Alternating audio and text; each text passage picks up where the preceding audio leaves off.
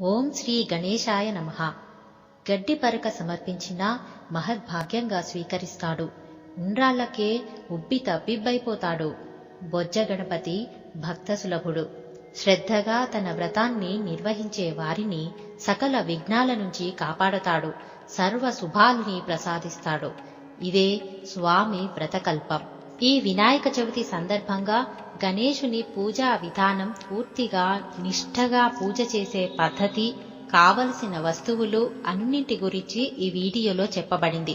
శ్రద్ధగా విని పూజని ఆచరించి ఆ గణనాథుని కృపకు పాత్రులు కండి. ముందుగా పూజకు కావలసిన పూజా సామగ్రి గురించి తెలుసుకుందాం. పసుపు, కుంకుమ, అక్షింతలకి బియ్యం, జేగంట, 2 ఆచమన పాత్రలు, 2 ఉద్దరణలు, అగరబత్తీలు, హారతి కర్పూరం బిళ్ళలు, 2 కొబ్బరికాయలు, అరటిపళ్ళు, తమలపాకులు, వక్కలు, లోతు ఉండి వెడల్పుగా ఉన్న పళ్ళాలు 2, ఒకటి నైవేద్యానికి, మరొకటి పత్రికి.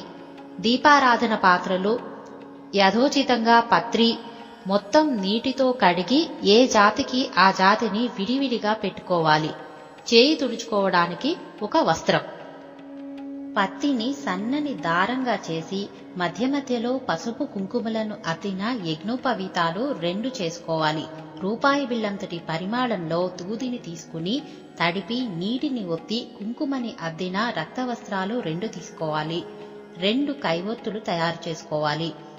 5 తమలపాకుల్లో 2 వక్కలు, 2 అరటిపళ్ళు చొప్పున పెట్టి దారంతో చుట్టిన తాంబూలాలు 6 సిద్ధం చేసుకోవాలి. ఒక పాత్రలో పంచామృతం అంటే చిన్న చెంచాతో తేనె, పెరుగు, అదే పరిమాణంలో పాలు, పంచదార, నెయ్యి కలిపి సిద్ధం చేసుకోవాలి.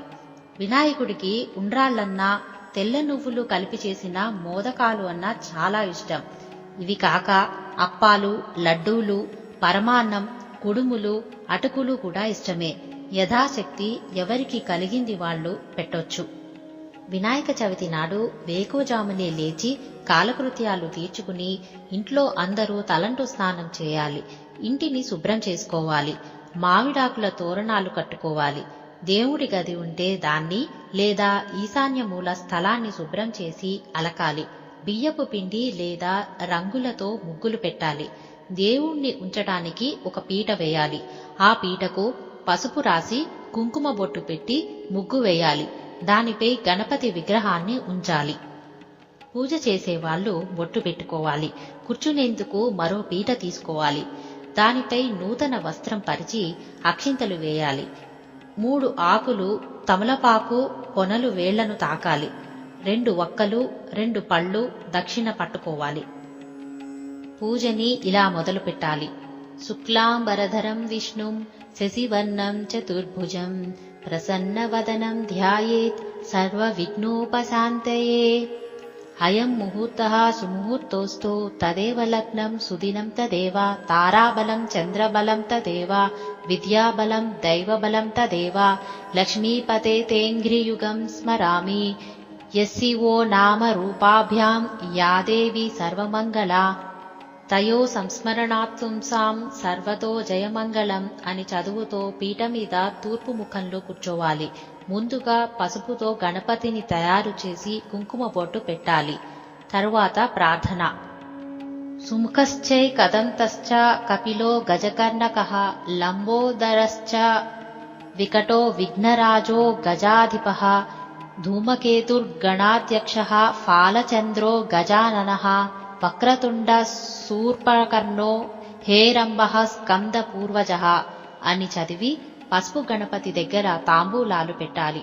బొటనవేలు, ఉంగరం వేలు, మధ్య వేళ్లతో అక్షింతలు తీసుకుని పసుపు గణపతి మీద వేసి నమస్కారం చేసుకోవాలి. సుముహూర్తకాలే సూర్యాదీనాం నవానాం గ్రహాణాం అనుకూల్య ఫలసిద్ధిరస్తు అని నమస్కారం చేయాలి. తరువాత ఆచమనం. ఆచమ్య ఓం కేశవాయ స్వాహ, ఓం నారాయణాయ స్వాహ, ఓం మాధవాయ స్వాహ అని చదువుతో ఉద్దరిణతో కుడి అరచేతిలోకి కొన్ని నీళ్లు తీసుకుని చప్పుడు కాకుండా కింది పెదవితో స్వీకరించాలి. ఉద్దరిణతో మరోసారి నీళ్లు తీసుకుని కుడి చేతిని కడుక్కొని చేయి తుడుచుకోవాలి. తరువాత మిగతా నామాలు చదవాలి. ఓం గోవిందాయ నమః. ఓం విష్ణవే నమః. ఓం మధుసూదనాయ నమః. ఓం త్రివిక్రమాయ నమః. ఓం వామనాయ నమః. ఓం శ్రీధరాయ నమః. ఓం ఋషికేశాయ నమః. ఓం పద్మనాభాయ నమః. ఓం దామోదరాయ నమః. ఓం సంరక్షణాయ నమః. ఓం వాసుదేవాయ నమః. ఓం ప్రద్యుమ్నాయ నమః. ఓం అనిరుద్ధాయ నమః. ఓం పురుషోత్తమాయ నమః. ఓం అధోక్షజాయ నమః. ఓం నారసింహాయ నమః. ఓం అచ్యుతాయ నమః. ఓం జనార్దనాయ నమః. ఓం ఉపేంద్రాయ నమః. ఓం హరయే నమః. ఓం శ్రీకృష్ణాయ నమః. తర్వాత దీపారాధన. దీపం వెలిగించి పూలు అక్షింతలు వేసి నమస్కారం చేయాలి. తరువాత పూలు అక్షింతలు పసుపు గణపతి మీద వేస్తూ ఈ నామాలు చదవాలి. ఓం లక్ష్మీ నారాయణాభ్యాం నమః. ఓం ఉమామహేశ్వరాభ్యాం నమః. ఓం వాణీ హిరణ్యగర్భాభ్యాం నమః. ఓం సచీపురంధరాభ్యాం నమః. ఓం అరుంధతీ వశిష్టాభ్యాం నమః. ఓం సీతారామాభ్యాం నమః. సర్వేభ్యో మహజనేభ్యో బ్రాహ్మణేభ్యో నమో నమః. ఇప్పుడు సంకల్పం. ఓం మమోపాత సమస్త దురితక్షయ ద్వారా శ్రీ పరమేశ్వరముద్దిశ్య శ్రీ పరమేశ్వర ప్రీత్యర్థం శుభాభ్యాం శుభే శోభనే అభ్యుదయ ముహూర్తే శ్రీ మహావిష్ణోరాజ్ఞయా ప్రవర్తమానస్య అద్య బ్రహ్మణః ద్వితీయ పరార్థే శ్వేతవరాహ కల్పే వైవస్వత మన్వంతరే కలియుగే ప్రథమపాదే జంబూద్వీపే భరతవర్షే భరతఖండే మేరోర్దక్షిణ దిగ్భాగే శ్రీశైలస్య హైదరాబాద్ ప్రాంతీయులు వాయవ్య ప్రదేశే అని, తిరుపతి వాళ్ళు ఆగ్నేయ ప్రదేశే అని, ఇతర ప్రాంతాల వాళ్ళు ఈశాన్య ప్రదేశే అని చదువుకోవాలి. ప్రదేశే అస్మిన్ వర్తమాన వ్యావహారిక చాంద్రమానేన స్వస్తిశ్రీ ప్లవనామ సంవత్సరే దక్షిణాయనే వర్ష ఋతౌ భాద్రపద మాసే శుక్లపక్షే చతుర్థ్యాం తిథౌ ఇందువాసరే శుభనక్షత్రే శుభయోగే శుభకరణ ఏవం గుణ విశేషణ విశిష్టాయాం శుభతిథౌ శ్రీమాన్ శ్రీమతః గోత్రస్య నామధేయస్య. పూజ చేసేవారు గోత్రం పేరు చెప్పుకోవాలి. పూజకు కూర్చున్న చిన్నారుల పేర్లు కూడా చెప్పాలి. ధర్మపత్ని సమేతస్య అస్మాకం సహకుటుంబానాం క్షేమ స్థైర్య ధైర్య విజయ అభయ ఆయురారోగ్య ఐశ్వర్యాభివృద్ధ్యర్థం ధర్మార్థ కామ మోక్ష చతుర్విధ ఫల పురుషార్థ సిద్ధ్యర్థం ఇష్టకామ్యార్థ సిద్ధ్యర్థం మనోవాంఛా ఫల సిద్ధ్యర్థం వర్షే వర్షే ప్రయుక్త శ్రీ వరసిద్ధి వినాయక స్వామి దేవతాముద్దిశ్య వర్షే వర్షే ప్రయుక్త శ్రీ వరసిద్ధి వినాయక స్వామి దేవతా ప్రీత్యర్థం కల్పోక్త ప్రకారేణ యావచ్చక్తి ధ్యానావాహనాది షోడశోపచార పూజాం కరిష్యే అంటూ అక్షింతలు నీళ్లు వదలాలి. ఆదౌ నిర్విఘ్నేన పరిసమాప్యర్థం శ్రీ మహాగణాధిపతి పూజాం కరిష్యే తదం కలసారాధనం కరిష్యే అని అక్షితలు నీళ్లు వదలాలి. కలసానికి గంధం కుంకుమలతో బొట్టు పెట్టాలి. కలసంలో గంధం పువ్వులు అక్షింతలు వేయాలి. కలసస్య ముఖే విష్ణు కంఠే రుద్ర సమాశ్రితః మూలో తత్ర స్థితో బ్రహ్మ మధ్యే మాతృగణాస్మృతః కుక్షౌ తు సాగరః సర్వే సప్తద్వీపా వసుంధరా ఋగ్వేదోథ యజుర్వేద సామవేదో హ్యధర్వణ అంగైశ్చ సహితాః సర్వే కలశాంబు సమాశ్రితాః. కలశంలోని నీటిని తమలపాకుతో కలుపుతో గంగే చ యమునే కృష్ణే గోదావరి సరస్వతి నర్మదే సింధు కావేరి జలేస్మిన్ సన్నిధిం కురు. కలశోదకేన పూజా ద్రవ్యాన్ని సంప్రోక్ష దేవమాత్మానంచ సంప్రోక్ష. తమలపాకుతో కలశంలోని నీటిని పూజా ద్రవ్యాల మీద, దేవుడి మీద, తమ మీద కొద్దిగా చిలకరించుకోవాలి. ఓం శ్రీ మహాగణాధిపతయే నమః. నమో నమః. ప్రాణ ప్రతిష్టాపన ముహూర్తః సుముహూర్తోస్తు అని అక్షింతలు వేయాలి. స్థిరో భవ వరదో భవ సుముఖో భవ సుప్రసన్నో భవ స్థిరాసనం కురు అని అక్షింతలు వేసి నమస్కారం చేయాలి. ఇప్పుడు కొబ్బరికాయ కొట్టి ఆ నీళ్లు కొద్దిగా గణపతి మీద చల్లాలి. శ్రీ మహాగణాధిపతయే నమః. స్నానం సమర్పయామి. స్నానానంతరం శుద్ధాచమనీయం సమర్పయామి. శ్రీ మహాగణాధిపతయే నమః. వస్త్రం సమర్పయామి. శ్రీ మహాగణాధిపతయే నమః. యజ్ఞోపవీతం సమర్పయామి. శ్రీ మహాగణాధిపతయే నమః. శ్రీగంధాన్ ధారయామి. శ్రీ మహాగణాధిపతయే నమః. పుష్పై పూజయామి. శ్రీ మహాగణాధిపతయే నమః. నానావిధ పరిమళ పత్ర పుష్పాక్షతాన్ సమర్పయామి. శ్రీ మహాగణాధిపతయే నమః. ధూమమాగ్రాపయామి. శ్రీ మహాగణాధిపతయే నమః. దీపం దర్శయామి. దీపం చూపించాలి. ధూపదీపానంతరం శుద్ధాచమనీయం సమర్పయామి. నైవేద్యం. ఓం భూర్భువస్వః తత్సవితుర్వరేణ్యం భర్గో దేవస్య ధీమహి ధియో యో నః ప్రచోదయాత్ సత్యం త్వర్తేన పరిశించామి అని నైవేద్యం చుట్టూ నీళ్లు తిప్పాలి. అమృతమస్తు. పసుపు గణపతి దగ్గర నీళ్లు వదలాలి. అమృతోపస్థ రమణసి అని నైవేద్యం పైన నీళ్లు చల్లి శ్రీ మహాగణాధిపతియే నమః. నారికేళ సహిత కదళీఫల సహిత గూఢోపహారం నివేదయామి అంటూ 5 సార్లు నైవేద్యాన్ని స్వామికి చేత్తో చూపించాలి. ఓం ప్రాణాయ స్వాహ. ఓం ఆపానాయ స్వాహ. ఓం వ్యానాయ స్వాహ. ఓం ఉదానాయ స్వాహ. ఓం సమానాయ స్వాహ. ఓం మధ్యే మధ్యే పానీయం సమర్పయామి అంటూ నీళ్లు వదలాలి. అమృతాపీఠానమసి ఉత్తరాపోసనం సమర్పయామి. హస్తో ప్రక్షాళయామి. పాదో ప్రక్షాళయామి. ముఖే శుద్ధాచమనీయం సమర్పయామి అంటూ నీళ్లు చల్లాలి. శ్రీ మహాగణాధిపతయే నమః. తాంబూలం సమర్పయామి. శ్రీ మహాగణాధిపతయే నమః. నీరాజనం సమర్పయామి. హారతి ఇచ్చి కళ్లకు అద్దుకోవాలి. తత్పురుషాయ విద్మహే వక్రతుండాయ ధీమహి తన్నో దంతి ప్రచోదయాత్. శ్రీ మహాగణాధిపతయే నమః. మంత్రపుష్పం సమర్పయామి. శ్రీ మహాగణాధిపతయే నమః. ఆత్మప్రదక్షిణ నమస్కారం సమర్పయామి. శ్రీ మహాగణాధిపతయే నమః. ఛత్రమాచ్ఛాదయామి. చామరం వీచయామి. నృత్యం దర్శయామి. గీతామాశ్రవయామి. వాద్యం ఘోషయామి. అశ్వానారోహయామి. గజానారోహయామి. శకటానారోహయామి. ఆందోళికానారోహయామి అని అక్షింతలు వేయాలి. సమస్త రాజోపచార శక్త్యుపచార భక్త్యుపచార పూజా సమర్పయామి అని నీళ్లు అక్షింతలు పళ్ళెంలో వదలాలి. శ్రీ మహాగణపతి దేవత సుప్రీత సుప్రసన్నో వరదో భూత్వా వరదో భవతు ఏతత్ఫలం పరమేశ్వరార్పణమస్తు. శ్రీ మహాగణాధిపతయే నమః. గణపతిం ఉద్వాసయామి అని పసుపు గణపతిని తూర్పు వైపుకు జరపాలి. శ్రీ మహాగణాధిపతయే నమః. యథాస్థానం ప్రవేశయామి. శోభనార్థే క్షేమాయ పునరాగమనాయ చ అని అక్షింతలు వేసి నమస్కారం చేయాలి. ఇక్కడికి హరిద్ర గణపతి లేదా మహాగణపతి పూజ పూర్తయింది. వరసిద్ధి వినాయక వ్రత ప్రారంభం. ఓం శ్రీ వరసిద్ధి వినాయక స్వామినే నమః. ప్రాణ ప్రతిష్టాపన ముహూర్త సుముహూర్తోస్తు అని మట్టి గణపతి విగ్రహం దగ్గర అక్షితలు వేయాలి. స్వామిన్ సర్వ జగన్నాథ యావత్ పూజావసానకం తావత్వం ప్రీతిభావేన బింబేస్మిన్ సన్నిధిం కురు. స్థిరో భవ వరదో భవ ప్రసీద ప్రసీద అని వినాయకుడి విగ్రహం దగ్గర అక్షతలు పూలు వేసి నమస్కరించాలి.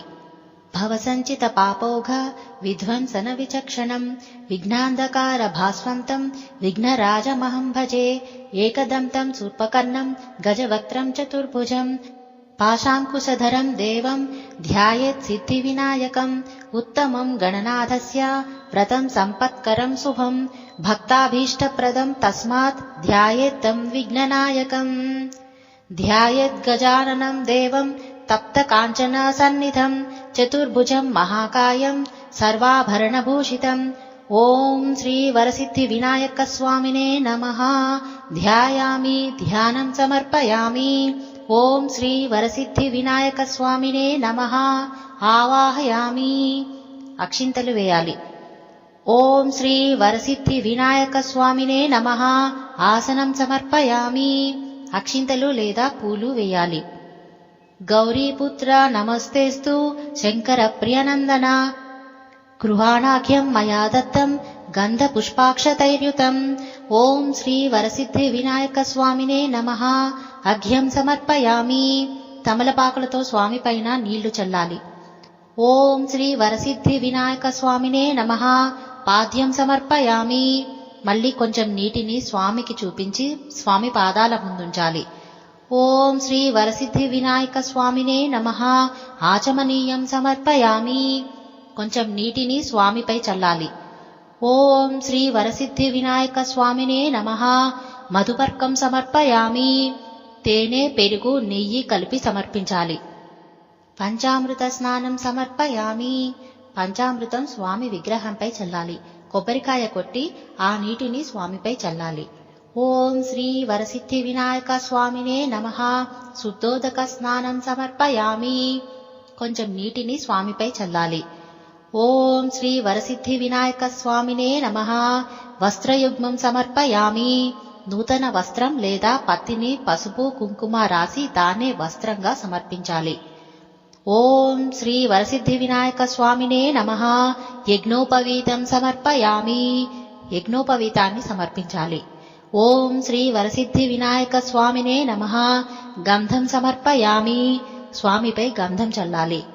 అక్షతాన్ ధవళాన్ దివ్యాన్ శాలీయాం స్థండులాన్ శుభాన్ గృహాణ పరమానంద శంభుపుత్రా నమోస్తుతే. ఓం శ్రీ వరసిద్ధి వినాయక స్వామినే నమః. అక్షతాన్ సమర్పయామి. అక్షింతలు వేయాలి. సుగంధాని చ పుష్పాణి జాతి కుందముఖాని చ ఏకవింశతి పత్రాణి సంగృహాణ నమోస్తుతే. ఓం శ్రీ వరసిద్ధి వినాయక స్వామినే నమః. పుష్పాణి పూజయామి. స్వామిని పూలతో అలంకరించాలి, పూజించాలి. ఇప్పుడు ఏకవింశతి పత్ర పూజ అంటే ఇప్పుడు చదువుతున్న నామాలకి ఒక్కొక్క నామానికి పత్రాలతో స్వామిని పూజించాలి. ఓం సుముఖాయ నమః. మాచీపత్రం పూజయామి. ఓం గణాధిపాయ నమః. బృహతీపత్రం పూజయామి. ఓం ఉమాపుత్రాయ నమః. బిల్వపత్రం పూజయామి. ఓం గజాననాయ నమః. దూర్వాయజ్ఞం పూజయామి. ఓం హరసూనవే నమః. దత్తూరపత్రం పూజయామి. ఓం లంబోదరాయ నమః. బదరీపత్రం పూజయామి. ఓం గృహాగ్రజాయ నమః. అపామార్గపత్రం పూజయామి. ఓం గజకర్ణాయ నమః. వటపత్రం పూజయామి. ఓం ఏకదంతాయ నమః. చూతపత్రం పూజయామి. ఓం వికటాయ నమః. కరవీరపత్రం పూజయామి. ఓం భిన్నదంతాయ నమః. విష్ణుక్రాంతపత్రం పూజయామి. ఓం వటవే నమః. దాడిమీపత్రం పూజయామి.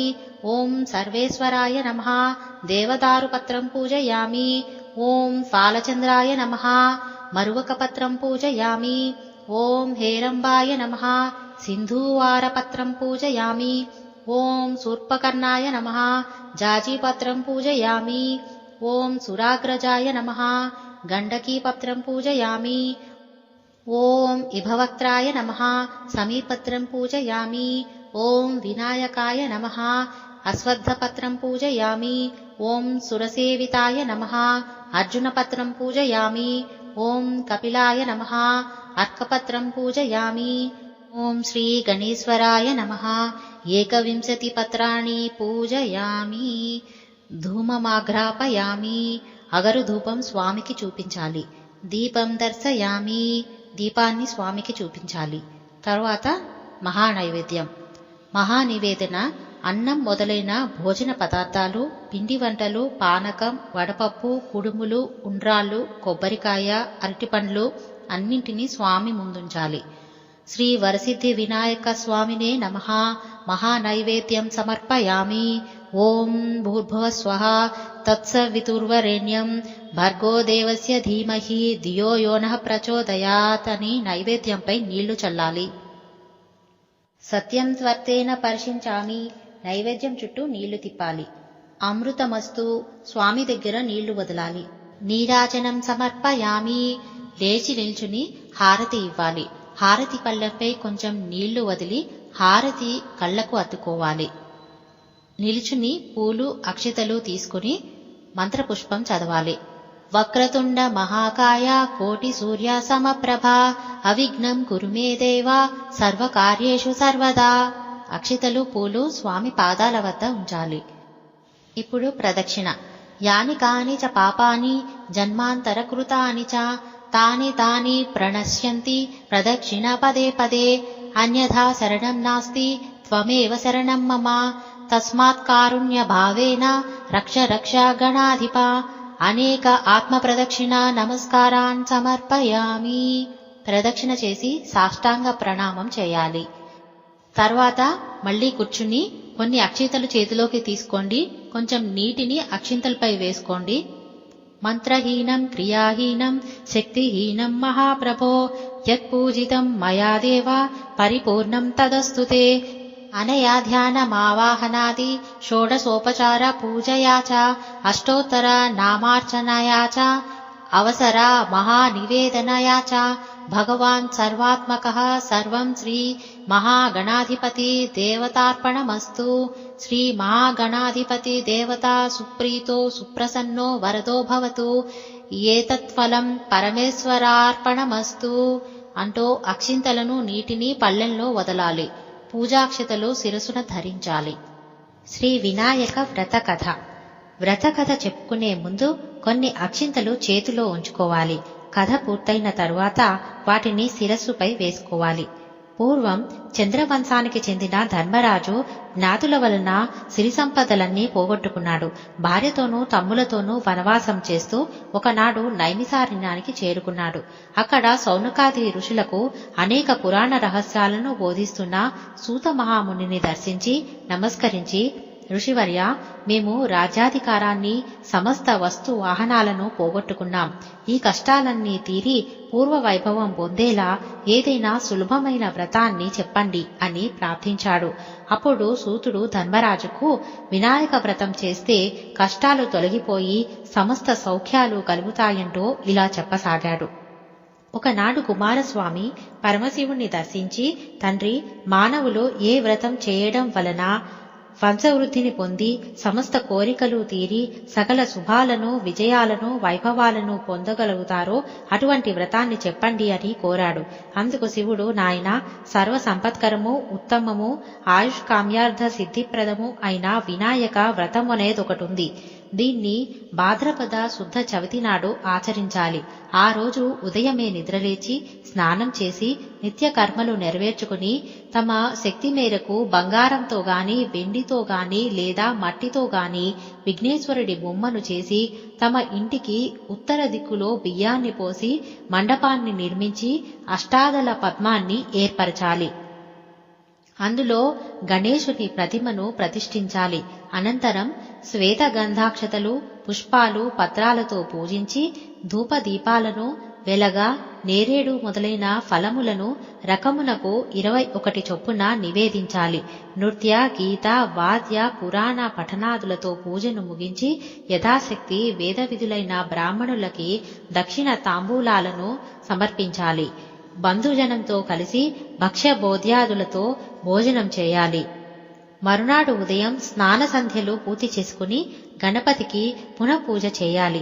ఈ విధంగా ఎవరైతే వినాయక వ్రతాన్ని చేస్తారో వాళ్లకి గణపతి ప్రసాదం వలన సకల కార్యాలు సిద్ధిస్తాయి. అన్ని వ్రతాల్లోకి అత్యుత్తమమైన ఈ వ్రతం త్రిలోక ప్రసిద్ధమై దేవముని గంధర్వాదులందరి చేత ఆచరింపబడింది అని పరమశివుడు కుమారస్వామికి చెప్పాడు. కనుక ధర్మరాజా, నువ్వు కూడా ఈ వ్రతాన్ని ఆచరించినట్లయితే నీ శత్రువులను జయించి సమస్త సుఖాలను పొందగలుగుతావు.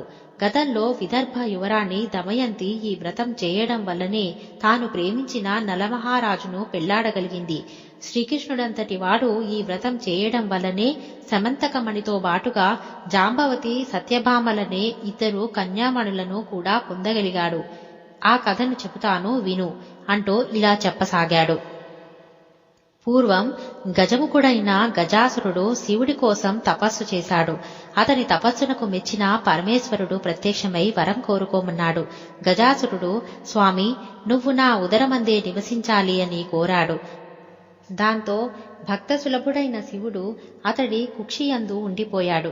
జగన్మాత పార్వతి భర్తను వెతుకుతూ ఆయన గజాసురుని కడుపులో ఉన్నాడని తెలుసుకుంది. ఆయన్ను దక్కించుకునే ఉపాయం కోసం శ్రీ మహావిష్ణువును ప్రార్థించింది. శ్రీహరి బ్రహ్మాది దేవతలను పిలిపించి చర్చించాడు.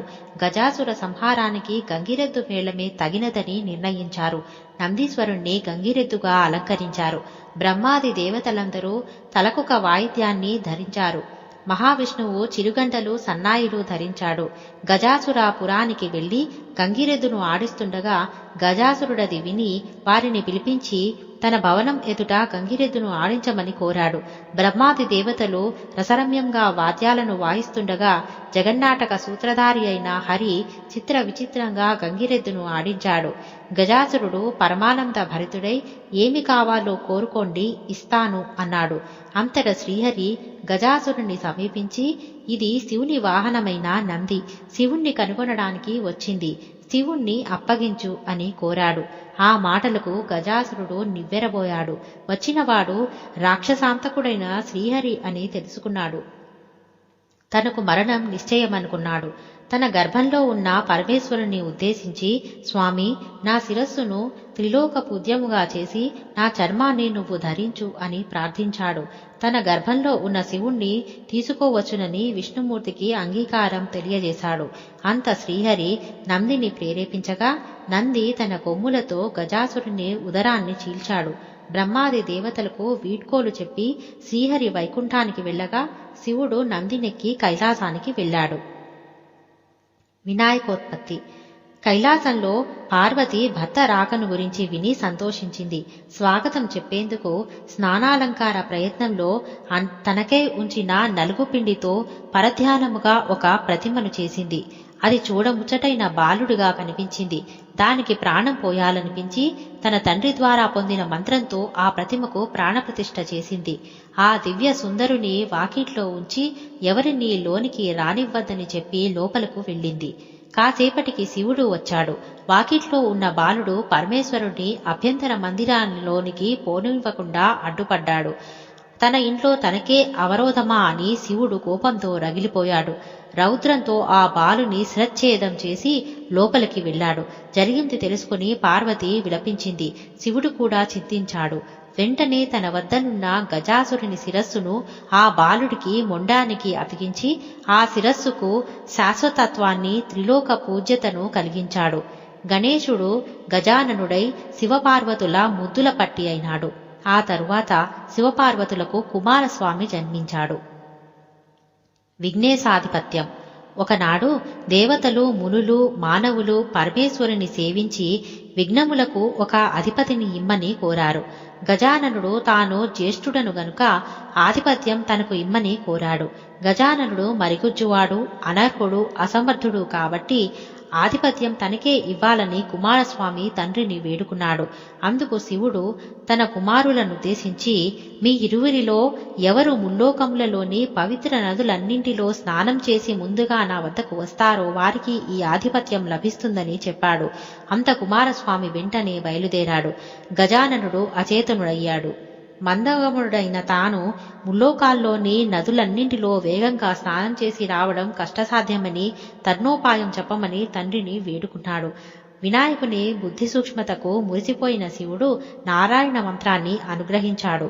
నారములు అనగా జలములు, జలములన్నీ నారాయణుని అధీనములు అనగా నారాయణ మంత్రం అధీనంలో ఉంటాయి. వినాయకుడు ఆ మంత్రం చదువుతూ తల్లిదండ్రుల చుట్టూ ప్రదక్షిణం చేయడం ప్రారంభించాడు. ఆ మంత్ర ప్రభావాన ప్రతి తీర్థంలోనూ కుమారస్వామి కన్నా ముందే వినాయకుడు ప్రత్యక్షం కావడం ప్రారంభించాడు. ఇలా 3,50,00,000 నదులలో వినాయకుడే ముందుగా స్నానమాచరించడం చూసి కుమారస్వామి ఆశ్చర్యపడి కైలాసానికి వెళ్ళాడు. తండ్రి పక్కన ఉన్న గజాననుని చూసి నమస్కరించి, తండ్రి, అన్నగారి మహిమ తెలియక ఆధిపత్యం అడిగాను, క్షమించండి, ఈ ఆధిపత్యం అన్నగారికే ఇవ్వండి అని ప్రార్థించాడు.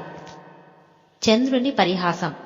అంత పరమేశ్వరుడు భాద్రపద శుద్ధ చవితి నాడు గజాననునికి విఘ్నాధిపత్యం ఇచ్చాడు. ఆనాడు సర్వదేవస్థులు విఘ్నేశ్వరునికి కుడుములు, ఉండ్రాళ్ళు మొదలైన పిండి వంటలు, టెంకాయలు, తేనె, అరటిపండ్లు, పానకం, వడపప్పు మొదలైనవి సమర్పించి పూజించగా విఘ్నేశ్వరుడు సంతుష్టుడై కొన్ని భక్షించి, కొన్ని వాహనకిచ్చి, కొన్ని చేత ధరించి సూర్యాస్తమయ వేళకు కైలాసానికి వెళ్లి తల్లిదండ్రులకు ప్రణామం చేయబోయాడు. ఉదరం భూమి కానినా చేతులు భూమి కానక ఇబ్బంది పడుతుండగా శివుని శిరమందున్న చంద్రుడు వినాయకుడి అవస్థ చూసి నవ్వాడు. రాజ దృష్టి సోకిన రాళ్లు కూడా నుగ్గవుతాయి అన్నట్లు విఘ్నదేవుని ఉదరం పగిలి లోపలున్న కుడుములన్నీ ఆ ప్రదేశంలో పడ్డాయి. అతడు మృతి చెందాడు. అది చూసి పార్వతి ఆగ్రహంతో చంద్రుని చూసి, పాపాత్ముడా, నీ దృష్టి తగిలి నా కుమారుడు మరణించాడు కాబట్టి నిన్ను చూసిన వారు పాపాత్ములై నీలాపనిందలు పొందుదురుగాక అని శపించింది. ఆ సమయంలో సప్త మహర్షులు యజ్ఞం చేస్తూ తమ భార్యలతో అగ్ని ప్రదక్షిణం చేస్తున్నారు. అగ్నిదేవుడు ఋషిపత్నులను మోహించి శాప భయంతో అశక్తుడై క్షీణించడం ప్రారంభించాడు. అగ్ని భార్య అయిన స్వాహాదేవి అది గ్రహించి అరుంధతి రూపము కాగా మిగిలిన ఋషిపత్నుల రూపాలను ధరించి పతిని సంతోషపెట్టేందుకు ప్రయత్నించింది. అగ్నిదేవునితో ఉన్నవాళ్లు తమ భార్యలేనని శంకించి ఋషులు తమ భార్యలను విడనాడారు. ఋషిపత్నులు చంద్రుని చూడడం వల్లే వారికి ఈ నీలాపనింద కలిగింది. ఋషిపత్నులకు వచ్చిన ఆపదను దేవతలు, మునులు పరమేశ్వరునికి తెలుపగా అతడు అగ్నిహోత్రుని భార్యయే ఋషిపత్నుల రూపం ధరించిందని చెప్పి ఋషులను సమాధానపరిచాడు. అప్పుడు బ్రహ్మ కైలాసానికి వచ్చి మృతుడై పడి ఉన్న విఘ్నేశ్వరుణ్ణి బ్రతికించాడు. అంత దేవాదులు పార్వతి, ఈ శాపం వల్ల ముల్లోకాలకు కీడు వాటిల్లుతోంది, ఉపసంహరించుకోవాలని ప్రార్థించారు. వినాయక చవితి నాడు మాత్రమే చంద్రుని చూడరాదు అని శాపాన్ని సడలించింది పార్వతి. సమంతకోపాఖ్యానం.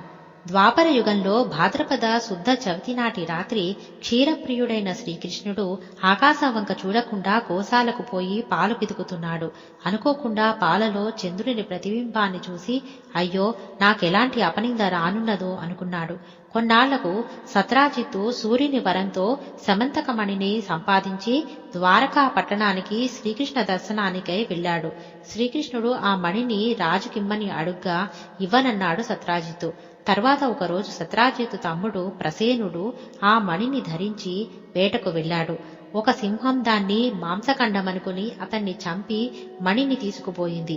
అప్పుడు ఒక భల్లూకం ఆ సింహాన్ని చంపి మణిని తన కుమార్తె జాంబవతికి ఇచ్చింది. ఆ తరువాత మణి కోసం తన తమ్ముణ్ణి శ్రీకృష్ణుడే చంపాడని సత్రాజిత్తు పట్టణంలో చాటించాడు. అది విన్న శ్రీకృష్ణుడు చవితి చంద్రుణ్ణి చూసిన దోషఫలమే ఇది అనుకున్నాడు. దాన్ని పోగొట్టుకునేందుకు బంధు సమేతుడై అడవికి వెళ్లి వెతుకగా ఒకచోట ప్రసేనుని కళేబరం, సింహం కాలిజాడలు, ఎలుకబంటి అడుగులు కనిపించాయి. ఆ దారినే వెళ్తూ ఒక పర్వత గుహద్వారాన్ని చూసి కృష్ణుడు గుహ లోపలికి వెళ్లి మణిని చూశాడు. దాన్ని తీసుకుని వస్తుండగా ఒక యువతి ఏడవడం ప్రారంభించింది. అది చూసి జాంబవంతుడు కృష్ణుడితో తలపడ్డాడు.